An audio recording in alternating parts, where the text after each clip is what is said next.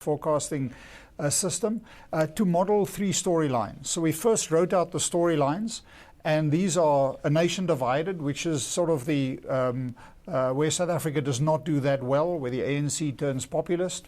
Bafana Bafana, which is our current projected pathway, where South Africa doesn't do too badly, but we playing below our potential.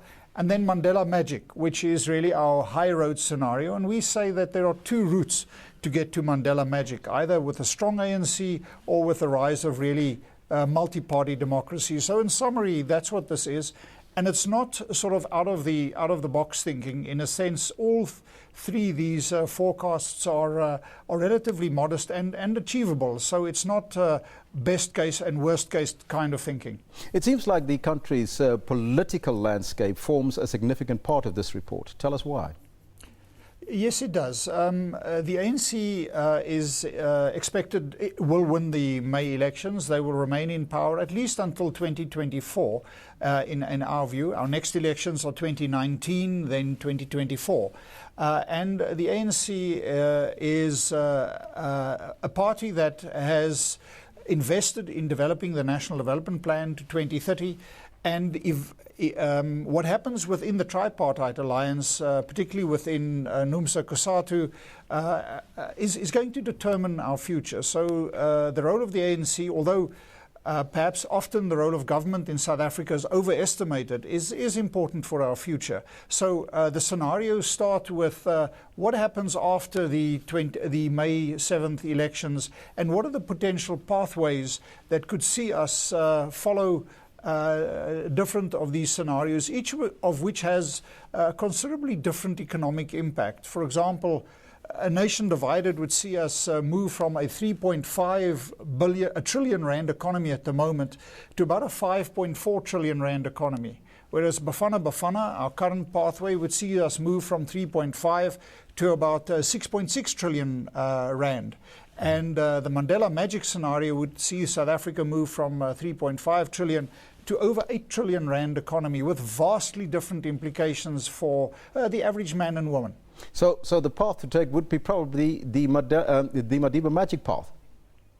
Oh yes, very much. That and the report is really on how can we lever, what needs to happen, what are the events that would set us on that trajectory. And as I've indicated, either a very strong ANC emerging from the May elections that reinvigorates itself, appoints a strong deputy to implement the National Development Plan, or the DA doing well, and the rise of competitive multi-party democracy can both lead to a positive outcome. We are not in the business of prediction. We are in the business of forecasting, where we look at different alternatives. It's not possible to say what's going to happen, but one can look at the implications of different voter and other behavior. Now, another significant factor mentioned in the report is education. Now, we all know that education is very important, and it's a critical component in our country's development. But can you elaborate on the importance of this? It is hugely important. You know, we see a start of turnaround in South Africa in education, basic education from grades 1 to 6. But there is no doubt that grades 7 to 12, we have lost a generation. Education equalizes opportunity. It is the most important way through which we can lever poor communities, particularly black communities, from a disadvantaged opportunity and provide them equality of opportunity. We also have to deal with equality of outcomes. But we now are stuck, in a sense, with a generation that are not skilled to be part of a modern economy. And we will have to find measures to provide work and opportunity for these people. And the National Development Plan, which we are in support of, and both our high roads speak of the implementation of the NDP as crucial to the Mandela Magic scenario, has got a variety of suggestions that it makes with regard to what should be done and where can we grow employment to help these youngsters who will struggle to find a job in a modern economy. Now, we have 2 societies, as the former President Thabo Mbeki indicated, very rich and very poor, extremely poor. What's your take on government social grant program aimed at alleviating the poverty situation in our country? It's been one of the major successes of particularly the Zuma administration. We have done remarkably well in levering South Africans away from absolute poverty.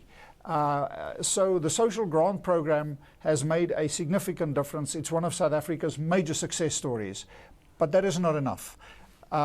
Social grants can help lift people out of absolute poverty, but to lock them into a future prosperous, future prosperity, you need to give them jobs. To give them jobs, you need to grow the economy. And if you give them jobs, you grow the economy, you will change South Africa's inequality. The most important thing, and this is also recognized with the National Development Plan, is to grow the economy, to grow employment. And that means that you need a more flexible economy, you need a more nimble economy, and there's sometimes acrimonious relationships between business, labor, and government needs to be mended. We need to work together in creating an active citizenry in this country. Now, according to the report, South Africans, how can South Africans rather best use these opportunities given to them to use their potential really to get onto that international stage and be on par with our counterparts there? There are a number of messages. Let me start with, you mentioned international investors. South Africans are often under the mistaken opinion that what we need to do is we need to attract foreign investors and that they will come and solve our problems. South African business sits on piles of cash, billions of rand. They are not investing in South Africa because they do not trust the future direction of South Africa. They believe that there is policy uncertainty. Only once our own businesses invest in South Africa will foreigners come and invest in South Africa as well. So from a business perspective, that's important to fix, including what I refer to this acrimonious relationship that we often see, that South Africans pull in different directions. As individuals, ordinary citizens, we need to activate an active citizenry, which is a whole chapter in the National Development Plan, where we get down, get our hands dirty and go and fix our schools, engage with the local community, help the police. South Africa is at the moment a highly acrimonious, divided, bitter society. And yet when you look at what South Africa has managed to achieve 20 years into democracy and where we could have been, we have done quite well. We can do better. And the story really is of trying to recapture some of that Mandela magic that we seem to have lost in this increasingly bitter, ugly South Africa that we see also in service delivery protests. Jackie, thank you so much for your time. Thank you very much. And that was Jackie Cilliers. Now he is with the ISS. He's the Executive Director at the ISS and also head of the ISS Africa Futures Programme.